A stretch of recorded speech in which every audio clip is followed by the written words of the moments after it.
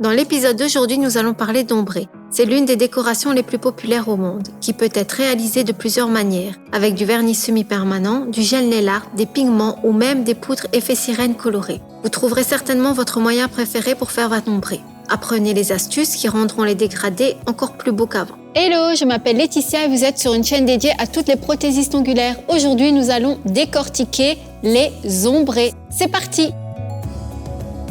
Dans notre métier, les ombrés, c'est comme amour, gloire et beauté. Ça existe depuis toujours et ça a un public fidèle. Les ombrés sont assez similaires au maquillage des paupières. Tout le monde sait le faire sans philosophie, mais presque personne n'arrive à le faire parfaitement. C'est le secret des ombrés bien faits. Vous savez sûrement que ce qui est important, c'est l'éponge. Son type, sa structure, comment l'appliquer et quels produits nous allons mettre avant. Et oui, dans le cas de l'ombré, tout se joue dans le détail. Premièrement, l'éponge. L'éponge est fondamentale. La répartition des pores sur l'éponge ne doit pas être ni trop espacée, ni trop dense. Nous coupons l'éponge de façon à ce que sa largeur corresponde approximativement à la largeur de l'ongle. Elle ne peut pas être plus large car nous allons salir les bords de l'ongle.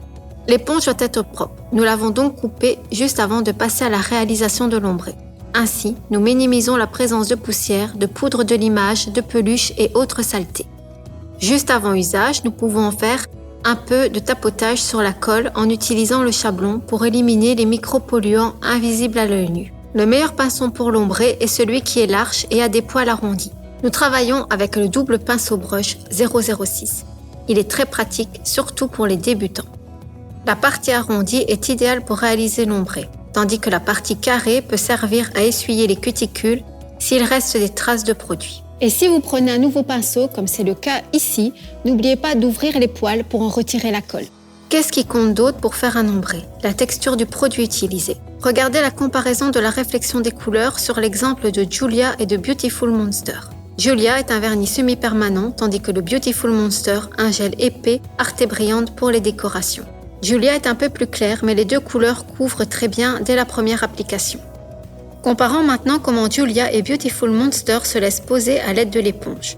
C'est pourquoi dans le cas de l'ombré horizontal, nous optons souvent pour l'Arte brillante ou le nail art qui sont des gels épais pour les décorations et avec eux nous obtenons un ombré en un clin d'œil. Mais pas tout à la fois. Tout d'abord, nous allons créer un ombré vertical avec un pinceau pour gel. Nous appliquons la couleur de base. Dans le cas d'une couleur en 2 nuances, la couleur de base sera toujours la plus claire. On laisse durcir. Comme deuxième couche, nous appliquons la couleur claire sur une moitié et la deuxième couleur foncée sur l'autre moitié. Il faut nettoyer le pinceau et s'assurer que la couleur est partie. Ensuite, on procède au travail. Nous partons du centre de l'ongle en travaillant avec la pointe du pinceau, environ 1/3 de sa longueur. Si nous travaillons avec toute la surface du pinceau, nous allons étaler la couleur inutilement au lieu de la dégrader.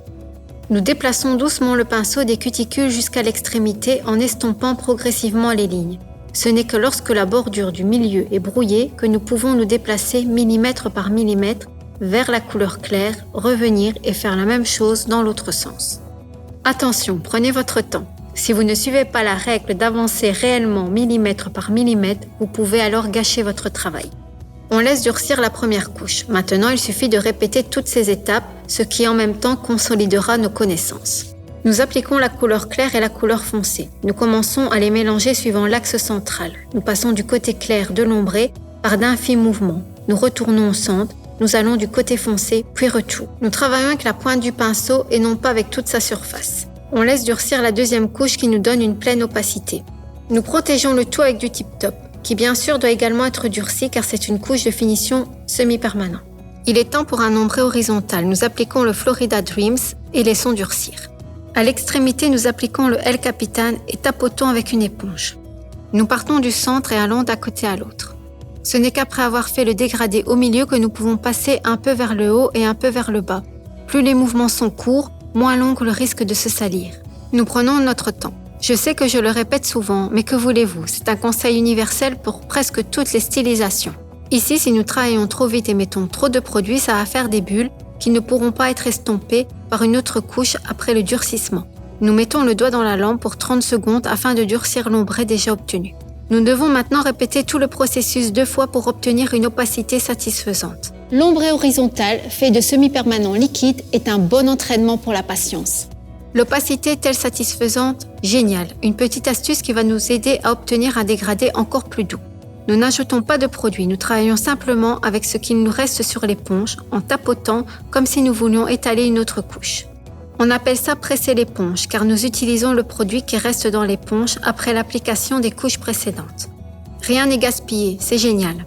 On laisse durcir, on applique la couche de finition et on laisse durcir à nouveau. Voilà, c'est prêt. Maintenant, c'est l'heure des gels déco, Arte Brillante et Nail Art. Ils peuvent être facilement combinés avec des vernis semi-permanents, mais à condition que la plaque ongulaire soit renforcée de protéines ou de gel. Bien sûr, nous nous souvenons que la couleur de base doit être celle avec la dispersion. Dans notre cas, il s'agit du Red Diamond de la collection Paris. C'est une couleur datant de 2016. Regardez comme elle est belle et intemporelle. Une fois la couleur durcie, nous effectuons une séparation avec du gel blanc sugar. Ainsi, nous pouvons créer un ombré en passant d'une couleur foncée à une autre plus claire. Sugar met en valeur la couleur claire, la rendant ainsi visible. Si nous voulions appliquer des couleurs plus claires directement sur du Red Diamond, l'effet serait plutôt médiocre. Ce passage serait tout simplement invisible. Une fois le sugar durci, nous appliquons le Beautiful Monster de la série Arte Brillante et Optimistique du Nail Art. Nous prenons une éponge propre et commençons à tapoter. Le principe du mouvement est exactement le même que les précédents. On part du centre, puis on se déplace de haut en bas. Au besoin, nous pouvons ajouter un peu de couleur de base Red Diamond pour mieux dégrader. On laisse durcir la première couche. Nous recommençons tout le processus. Bien sûr, nous ne réappliquons pas de sugar, nous travaillons uniquement sur l'ombré que nous avons déjà obtenu. La deuxième couche durcie nous a donné une couverture parfaite. Il est donc temps de presser l'éponge, d'appliquer du tip-top et notre cliente peut rentrer chez elle.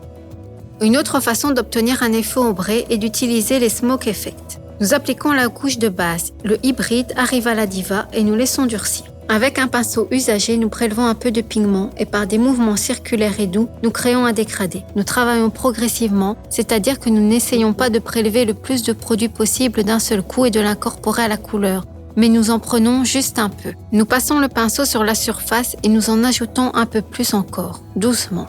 Nous gardons à l'esprit que les smoke effects ne se lient qu'aux produits contenant de la dispersion, car c'est à elle que le pigment adhère. Et avec quels produits les smoke effects ne fonctionnent-ils pas?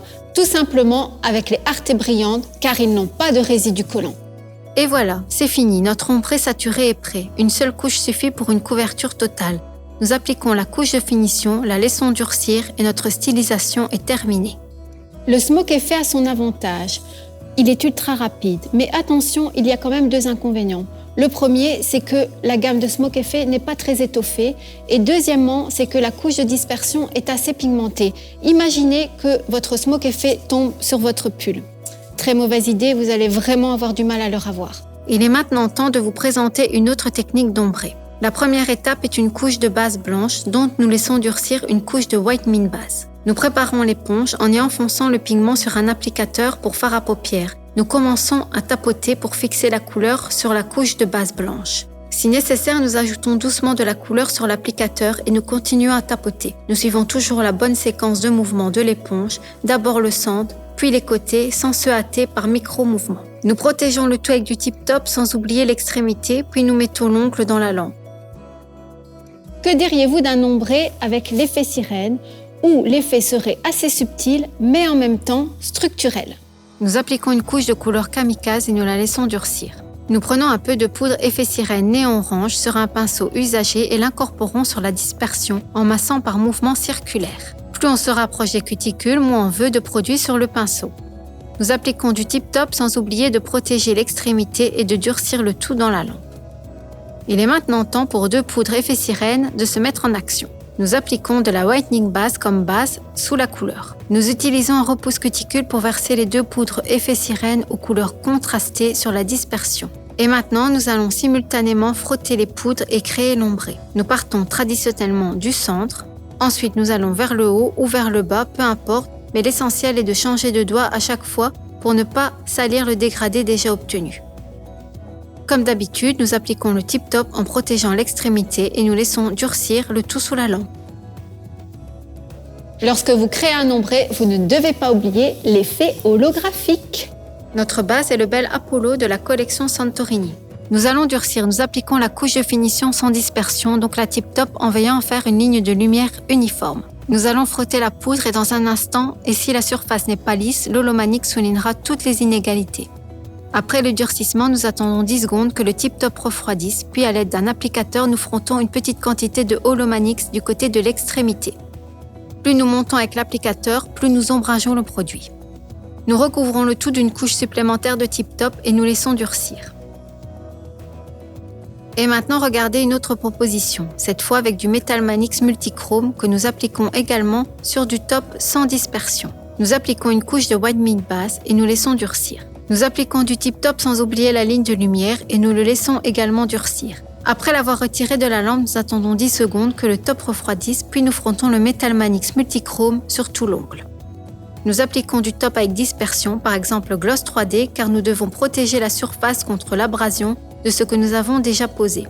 Après durcissement, nous appliquons du vernis semi-permanent transparent glace H2O sur l'extrémité, puis nous nettoyons le pinceau, celui du flacon, de l'excès de produit et nous nuançons la couleur sur l'ongle. Lorsque la majeure partie du dégradé est terminée, nous le finissons avec un pinceau précis Nailart 006 pour une transition lisse et métallique. Nous laissons durcir, nous appliquons la couche de finition et le tour est joué. Voilà. Savez-vous pourquoi nous avons utilisé les glaces au lieu des vernis semi-permanents classiques? Parce que nous ne voulons pas perdre l'effet métallique. Voilà, c'est déjà fini pour cet épisode. Dites-nous en commentaire quel ombré vous avez préféré et je vous dis à très bientôt pour d'autres vidéos. Salut!